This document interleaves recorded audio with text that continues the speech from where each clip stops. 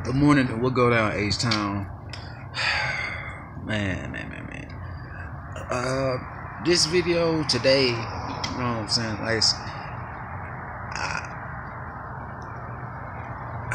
it's hard. Well, I'm not really say hard to say, but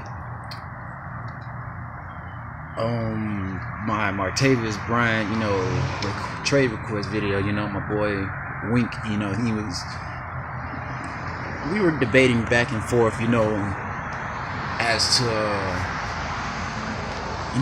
why Martavis Bryant would be a good addition to this team and why wouldn't he be. I mean, all in all, when you look at it for what it is, and it's like I was explaining it to him in the comment section, getting a player like him, true enough, is something we don't need. That's true. That's something we don't need. But like it or not, folks, when Will Fuller went down with his injury, our offense took a major dip. And forgive me for being a little paranoid, but last time I checked, football is a contact sport.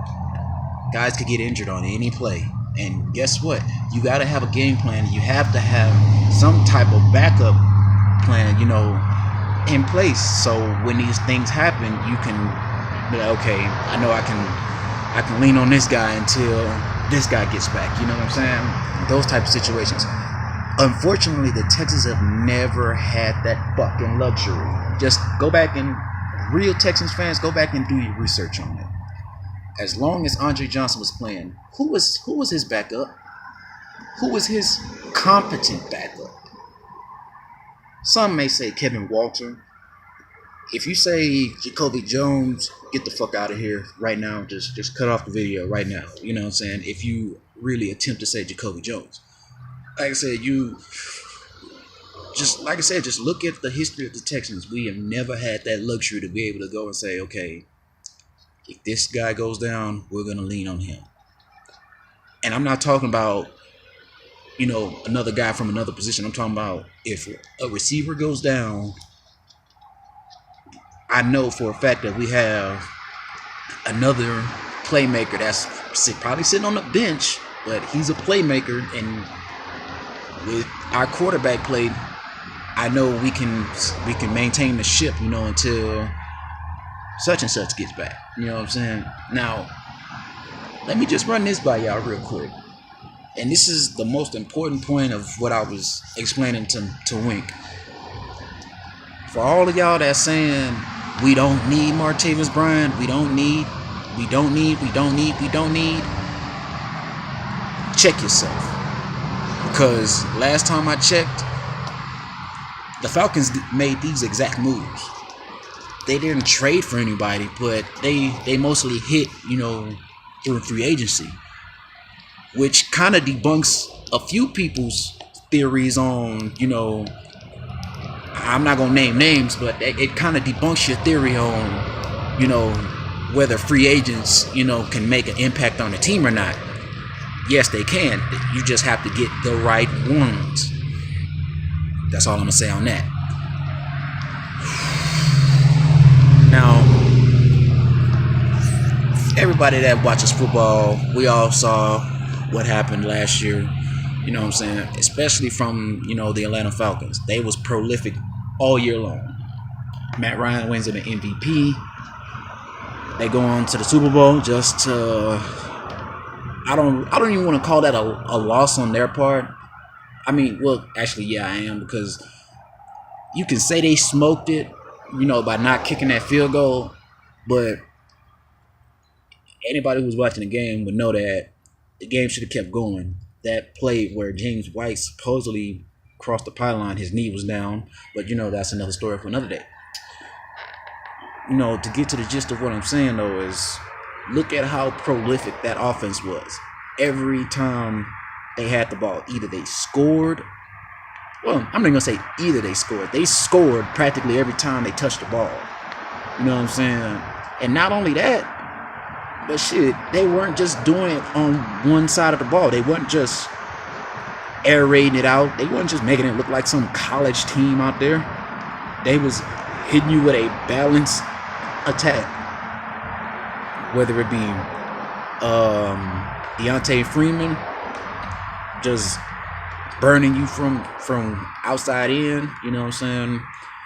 That's another guy who they, on Atlanta's offense, who kind of, I wouldn't say is got underrated, but people just, didn't respect him enough until last year. I did, but like I said, they were just able to hit you with a balanced attack. You know what I'm saying? And they could hit you with the run, pass.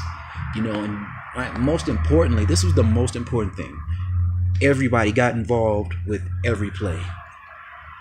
If you had receivers getting good runs in, you had running backs making catches out of the backfield for big gains, you had wide receivers going down the field kept making catches for big gains, and then the most important, well, I ain't gonna say most important, but another important aspect was their tight end play. They was able to get good production from Austin Hooper, a rookie. Well, he was a rookie last year, and that other tight end, I think it was Jacob Tammy, I think. But, like I said, just looking at that offense as a whole, and then looking at what we have right now on offense, Martavis Bryant is the missing key. I keep trying to tell y'all, I'm hardly wrong when I go out and make these type of predictions, because they're practically spot on the money. You know what I'm saying? And when you look at it for what it is, from a athletic and talent wise, Martavis Bryant really stacks up well and compares well to Julio Jones.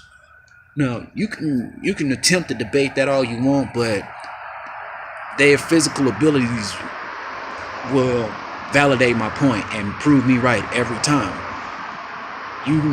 I don't understand how you not want a guy that's 6'4", 220, I think he's 225 now, just as fast as Will Fuller. I think Will Fuller may have a step or two on him.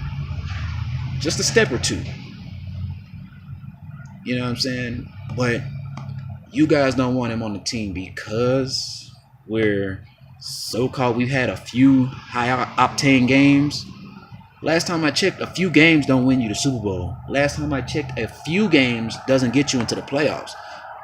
Now, granted, if you're in one of those positions where you need to win at least one or two games, then yeah, that situation applies to you and your team. But as it stands for right now, the Texans are 3-3, so we're a long ways from trying to decide who's going to go to the playoffs. You know what I'm saying? But I can guarantee you this. I can honestly tell you, I don't think it's like with the Dwayne Brown incident.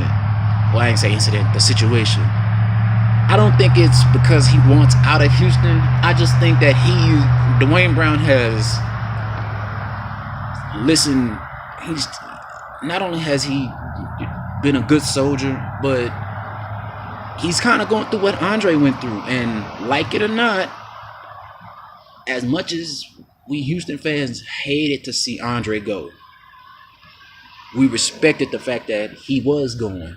You know what I'm saying? And I feel like the same respect needs to be shown with Dwayne Brown. Now, and when I say that, don't take it as, I'm caving in to Dwayne or nothing like that. It's not like that at all. Nothing like that. My thing is, like I said, and I'm pretty sure this is the case with Brown.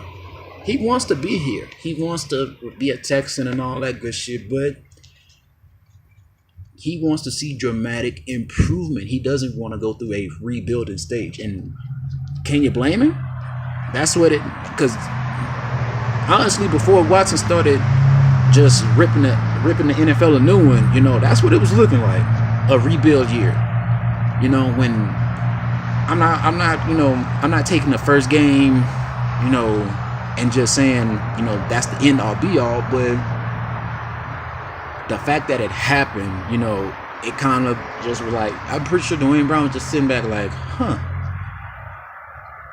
I'm not even really asking for, a lot, you know what I'm saying? But at the end of the day, like I said, I personally feel like if Houston well, Rick Smith made a aggressive effort to improve the roster in more ways than one, not just offensively but defensively. I'm confident that Dwayne Brown would be more susceptible to coming back. You know what I'm saying? I'm pretty sure he would want to come back, knowing that, you know, this team is a much more competitive built team. You know what I'm saying? And, I mean, just like with Vince Wilfork last year, you know, I could tell that Vince really didn't want to play anymore. He didn't want to be here in Houston. He was just doing his job, you know, because he knew that, you know, when the lights get bright, shit, we wasn't going nowhere. He just knew that. He was like, okay, I'm gonna go ahead and make this $9 million this year. You know what I'm saying? I would like to be, you know, I mean, like I said, he basically put it out there for y'all. This is the first break I'm getting, you know, in January in a long time.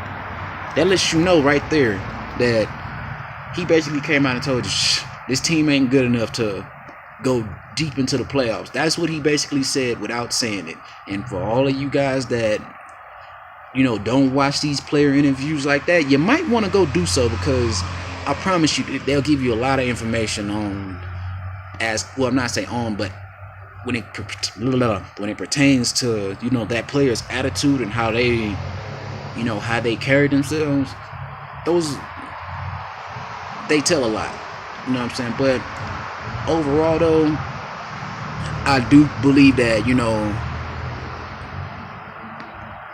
if we made that kind of move, the same offensive proficiency that you saw in Atlanta, you would then see from Houston.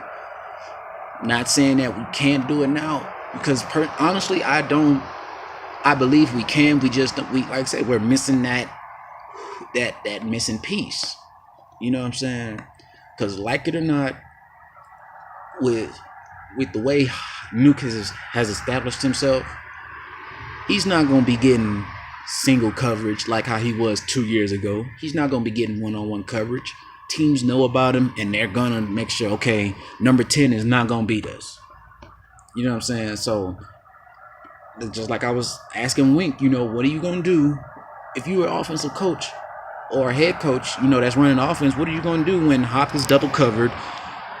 Griffin can't get open because, you know, the linebackers that he's going against are probably more athletic than him.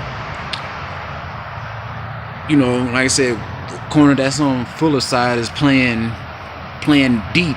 You know, that's preventing him from getting burned deep. You might win some matchups there, you know, with some comeback routes, some 5 and 7 yard outs.